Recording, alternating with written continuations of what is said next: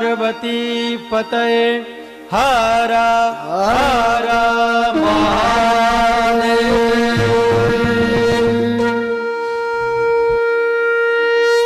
कली पावनावतार गोस्वामी तुलसीदास जी महाराज भगवत स्वरूप सुखदेव भगवान के चरण कमलों में प्रणाम।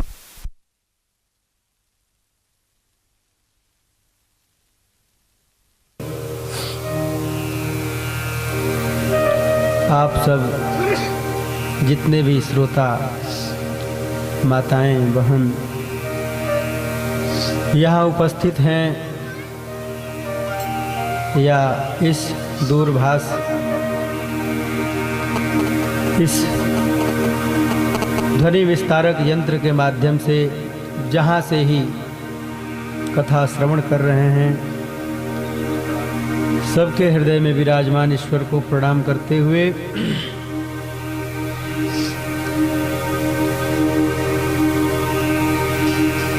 श्रीमद् भागवत महापुराण कथा ज्ञान यज्ञ का आज तृतीय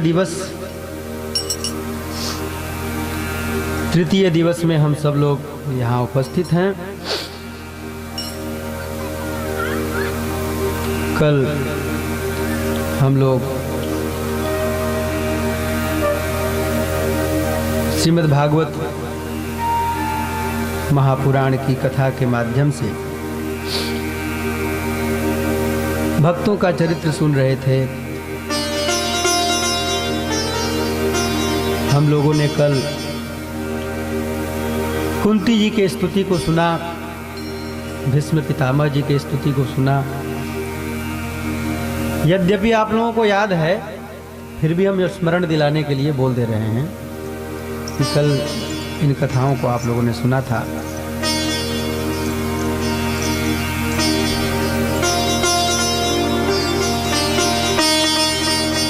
यह वंश बड़ा अद्भुत वंश है। इसमें एक से एक भक्त हुए। भीष्म पितामह स्वयं भक्त, अर्जुन ऐसे भक्त जिनको भगवान ने गीता का उपदेश किया। अर्जुन की माता कुंती बहुत बड़ी भक्त भगवान की, जिन्होंने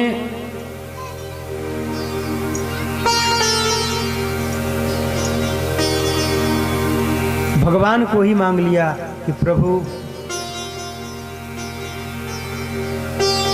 हम लोगों के ऊपर विपत्ति थी तो आप हम लोगों के साथ थे, अब संपत्ति प्राप्त हो रही है तो आप जा रहे हैं। तो संपत्ति से अच्छा तो विपत्ति ही है, जहां भगवान के नाम का स्मरण होता है। ऐसी भक्त और उसी वंश में उत्तरा द्रौपदी और उत्तरा के पुत्र परीक्षित जी महाराज, वो भी स्वयं बहुत बड़े भक्त, जिनको गर्भ में ही भगवान ने दर्शन दे दिया।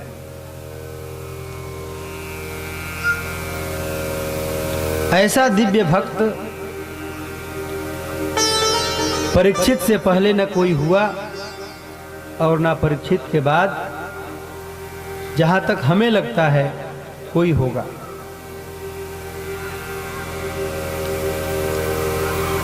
भीष्म पितामह ने अपने शरीर का त्याग किया, पांडवों ने उनका संस्कार किया और संस्कार के बाद में युधिष्ठिर जी को राजगद्दी दी गई। राजगद्दी प्राप्त करने के बाद युधिष्ठिर ने अश्वमेध यज्ञ किए।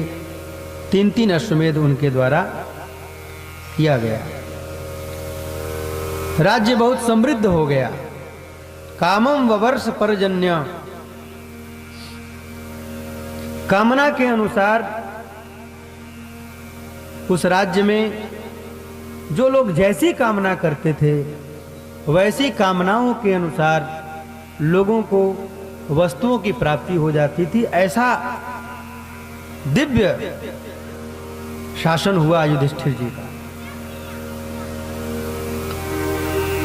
युधिष्ठिर जी का जब राज्याभिषेक हो गया तो भगवान ने युधिष्ठिर जी से विदा मांगी और विदा मांग करके भगवान भी वहां से अपने द्वारिका के लिए प्रस्थान किए।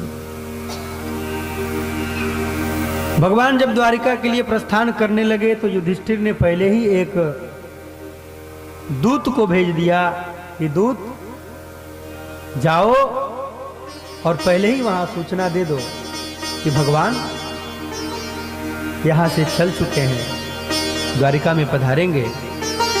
जब वहां पर सूचना मिली भगवान की पटरानियों को, 16,108 पटरानियां हैं भगवान की, जब सबको सूचना मिली तो सब अपने घर को, राज्य को सजाने लगी कि अब तो प्रभु आ रहे हैं।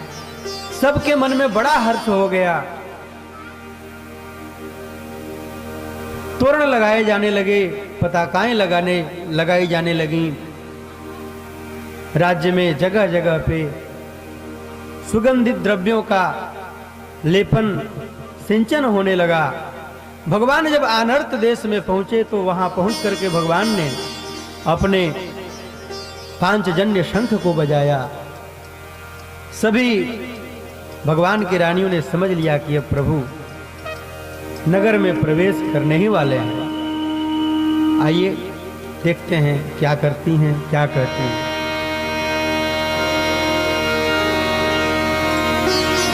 चौक पुराओ, माटी रंगाओ, आज पिया मेरे घर आएंगे।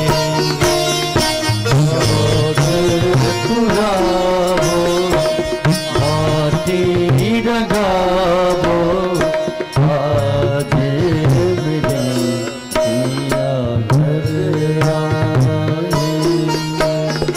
चौक पुराओ, माटी रंगाओ, आज मेरे पिया घर आवेंगे। चौक पुराओ, माटी रंगाओ, आज मेरे पिया घर आए। खबर सुनाऊं जो, खुशी रे बताऊं जो, आज मेरे पिया घर आवेंगे। खबर सुनाऊं जो, मुझे ना बताऊं जो, आज मेरे पिया घर आएंगे। आज मेरे पिया घर आएंगे।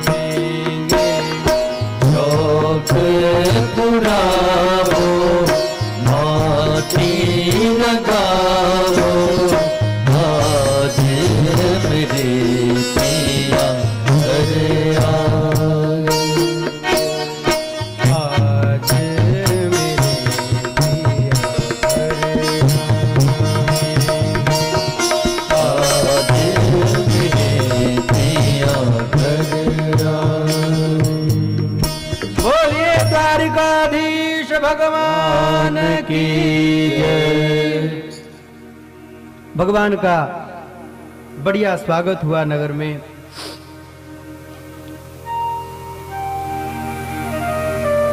जाकर के भगवान श्री कृष्ण ने अपने पिता और माता जी को प्रणाम किया। सभी रानियों से यथा योग्य मिले। इधर हस्तिनापुर में परीक्षित जी के जन्म का समय आ गया। शौनक जी कहते हैं, हे सूर्य महाराज, अश्वत्थाम्नोपसृष्टेन ब्रह्मशीर्ष्णोरुतेजसा उत्तराया हतो गर्भ ईशेना जीवितः पुनः। शौनक जी कहते हैं, हे सूत जी, यद्यपि अश्वत्थामा के अस्त्र से परीक्षित का शरीर दग्ध हो चुका था, जल चुके थे परीक्षित गर्भ में ही, लेकिन ईशेना जीवितः पुनः, ईशेन श्री कृष्णेन पुनः जीवितः, भगवान श्री कृष्ण के द्वारा उनको पुनः जीवित कर दिया गया।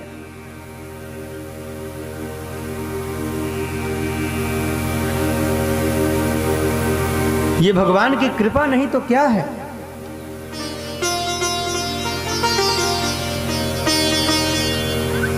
जिसके पूर्वज इतने पुण्यशाली हों, इतने भक्त हों, अर्जुन जैसा भक्त, कुंती, द्रौपदी, भीष्म पितामह जैसा भक्त, और केवल भक्त नहीं, श्रेष्ठ भक्त, जिस चंद्रवंश की परंपरा में हो, उस परंपरा में किसी का अहित हो सकता है?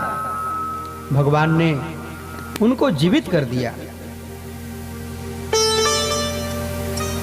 उनके चरित्र को सुनाइए, शौनक जी ने कहा, परीक्षित जी के चरित्र को सुनाइए, क्योंकि परीक्षित जी के चरित्र के माध्यम से ही भागवत कथा सुखदेव जी के माध्यम से प्रकट हुई थी।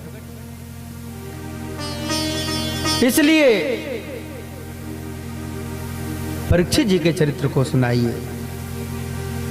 सूत जी ने कहा, हे शौनकादिक महर्षियों, ततः सर्वगुणोदर के